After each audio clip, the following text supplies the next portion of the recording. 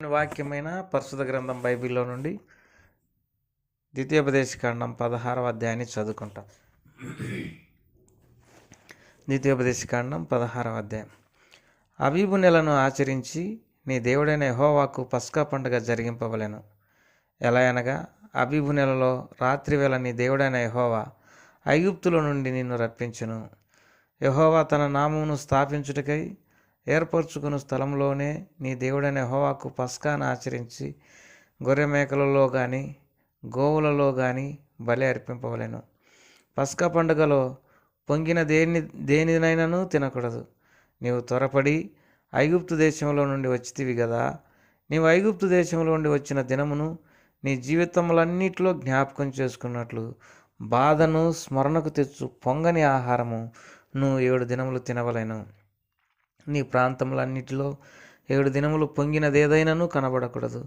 మరియు నీవు మొదటి తేదీ సాయంకాలమున వధించిన దాని మాంసంలో కొంచెమైనను ఉదయం వరకు మిగిలి ఉండకూడదు. నీ దేవుడైన యెహోవా నీకిచ్చున్న పురములలో దేని అందైనను పస్కా పశువును వధింపకూడదు.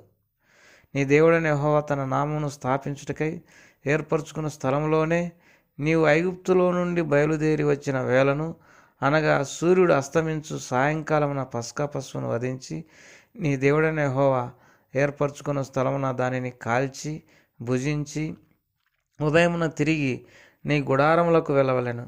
6 దినములు నువ్వు పొంగని రొట్టెలు తినవలెను. 7వ దినమున నీ దేవుడైన యెహోవాకు వ్రతదినం. అందులో నీవు జీవనోపాధి అయిన ఏ పనియూ చేయకూడదు. 7 వారములను నీవు లెక్కింపవలెను. పంట చేని పైని కొడవలి మొదట వేసినది మొదలుకొని 7 వారములను లెక్కించి నీ దేవుడైన యెహోవాకు వారముల పండగ ఆచరించుటకై నీ చేతనైనంత స్వేచ్ఛార్పణమును సిద్ధపరచవలెను. నీ దేవుడైన యెహోవా నిన్ను ఆశీర్వదించిన కొలది దాన్ని నీయవలెను. అప్పుడు నీవును, నీ కుమారుడును, నీ కుమార్తెయును, నీ దాసుడును, నీ దాసియును, నీ గ్రామములలో ఉన్న లేవీయులను, నీ మధ్యనున్న పరదేశులను, తల్లిదండ్రులు లేని వారును, విధవరాండ్రును నీ దేవుడైన యెహోవా తన నామమును స్థాపించుటకై ఏర్పరచుకున్న స్థలమున నీ దేవుడైన యెహోవా సన్నిధిని సంతోషింపవలెను. నీవు ఐగుప్తులో దాసుడవై ఉండిన సంగతిని జ్ఞాపకం చేసుకొని ఈ కట్టడలను ఆచరించి జరుపుకొనవలెను. నీ కళ్ళములో నుండి ధాన్యమును, నీ తొట్టిలో నుండి రసమును సమకూర్చినప్పుడు పర్ణశాల పండగను 7 దినములు ఆచరింపవలెను. ఈ పండగలో నీవును, నీ కుమారుడును, నీ కుమార్తెయును, నీ దాసుడును, నీ దాసియును, నీ గ్రామములలోనున్న లేవీయులను, పరదేశులను, తల్లిదండ్రులు లేనివారును, విధవరాండ్రును సంతోషింపవలెను. నీ దేవుడైన యెహోవా నీ రాబడి అంతటిలోను, నీ చేతి పనులన్నిటిలోనూ నిన్ను ఆశీర్వదించును గనక యెహోవా ఏర్పరచుకున్న స్థలమున నీ దేవుడైన యెహోవాకు 7 దినములు పండగ చేయవలెను. నీవు నిశ్చయంగా సంతోషింపవలెను.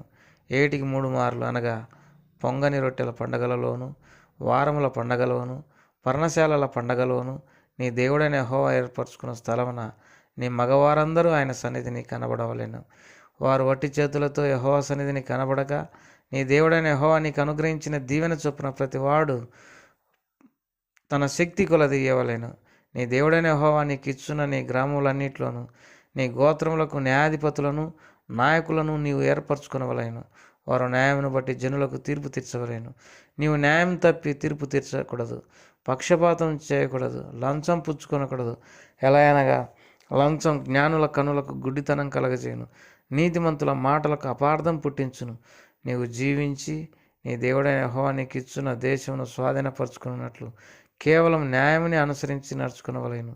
నీ దేవుడైన యెహోవాకు నీవు కట్టు బలిపీఠం సమీపమున ఏ విధమైన వృక్షమును నాటకూడదు, దేవతాస్తంభమును ఏర్పరచుకొనకూడదు.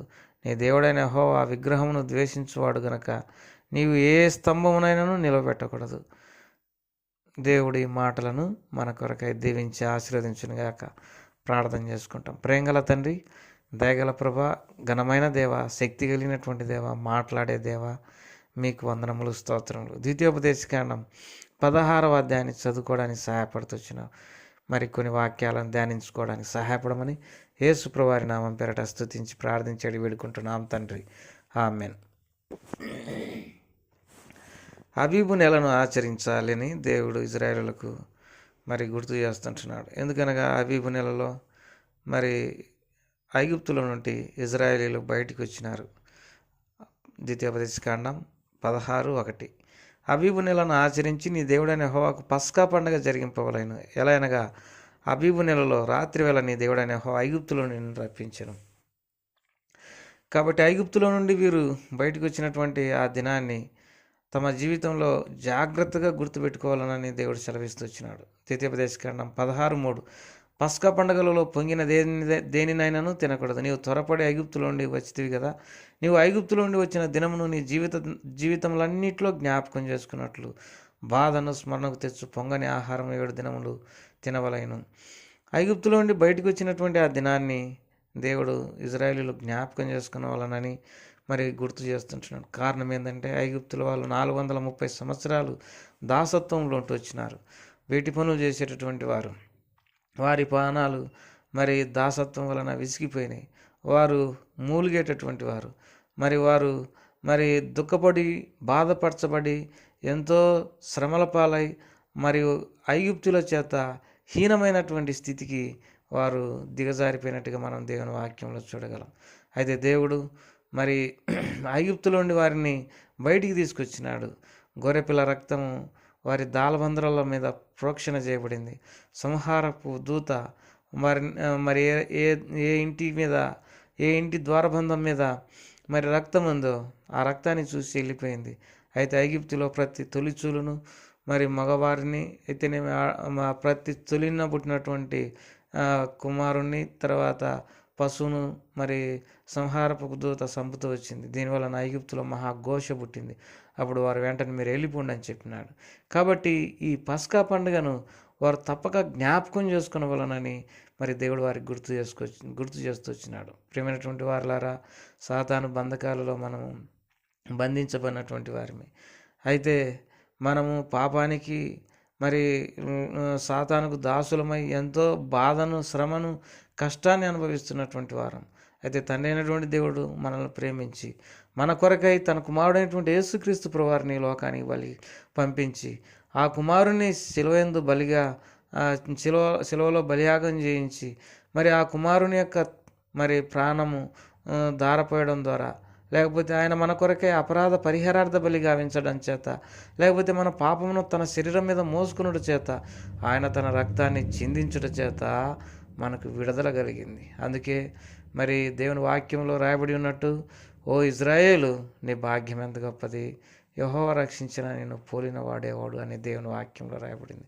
ప్రియమైనటువంటి వారులారా, ఆ పస్కా పండుగను జాగ్రత్తగా గైకొనవలనని ప్రభు వారికి జ్ఞాపకం చేస్తూ వచ్చినాడు. కారణం ఏంది అని అంటే బాధను గుర్తు చేసేటటువంటి దినం, స్మరణకు తెచ్చుకునేటటువంటి దినం. నిజంగా లోకంలో మనం సాతాను దాసత్వంలో ఉన్నప్పుడు ఆరోగ్యం లేక, నెమ్మది లేక, సమాధానం లేక, సంతోషం లేక, మరి ఎంతో అపవిత్రులమై చెడిపోయి నిత్య నరకాగ్నికి గురైనటువంటి మనలను యేసుక్రీస్తు ప్రభువారు తన రక్తం ద్వారా లోకం నుండి మనల్ని విడిపించినాడు. మన కొరకు యేసు ప్రభువారు ప్రాణం పెట్టినాడు. ఇప్పుడు మనం రక్షించబడినటువంటి వారిని, ఆశీర్వదించబడినటువంటి వారిని, మరి దేవుని చేత స్వతంత్రులుగా ఉండడానికి ఏర్పరచుకొనబడినటువంటి వారిని. అందుని బట్టి మనము మరి దేవుని స్తుతించి ఆరాధించాల్సినటువంటి వారం అంటున్నాం. ప్రభు ఈ మాటలన్నింటినీ మన కొరకై దీవించును గాక. ప్రభు మరి చెప్పబడిన ఈ మాటలన్నింటినీ ఆశీర్వదించమని మరి యేసు ప్రభువారి నామం పేరిట స్తుతించి ప్రార్థించేది వేడుకుంటున్నాం తండ్రి. ఆమేన్.